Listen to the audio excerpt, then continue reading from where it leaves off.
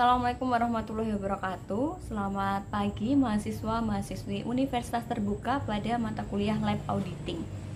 Pada pertemuan ini kita akan belajar bersama mengenai pemeriksaan atas siklus perolehan dan pembayaran untuk beban ibadah muka, kemudian perlengkapan kantor, dan investasi. Sebagai auditor, memahami bahwa hal ini penting untuk dilakukan pemeriksaan karena tiga hal ini riskan terjadi kecurangan atau kesalahan yang material mempengaruhi ke perusahaan atau entitas.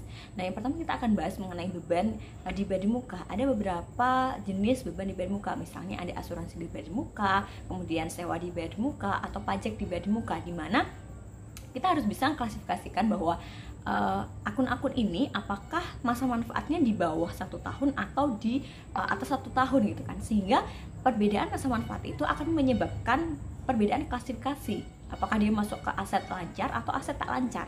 Yang kedua mengenai perlengkapan, bahwa tujuan dari pemeriksaan perlengkapan ini untuk beberapa hal. Misalnya yang pertama, kita harus bisa klasifikasikan bahwa perlengkapan yang kita maksud itu memang terjadi dan diklasifikasikan sebagai perlengkapan, bukan sebagai peralatan. Kemudian yang kedua, apakah sudah ada pengendalian internal yang dilakukan perusahaan itu sudah cukup baik.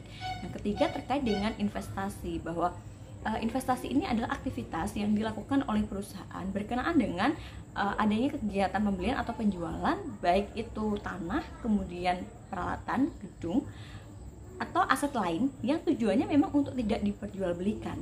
Sehingga tujuan dari kegiatan pemeriksaan yang dilakukan di investasi ini, yang pertama, bahwa klasifikasi setiap aset itu sudah sesuai dengan standar akuntansi keuangan. Kedua, apakah aset-aset yang tercantum di dalam neraca tersebut itu juga sudah ada atau keberadaannya ada di perusahaan. Dan teman-teman silahkan bisa nanti dipelajari lebih lanjut, lebih dalam di modul terkait dengan materi kali ini.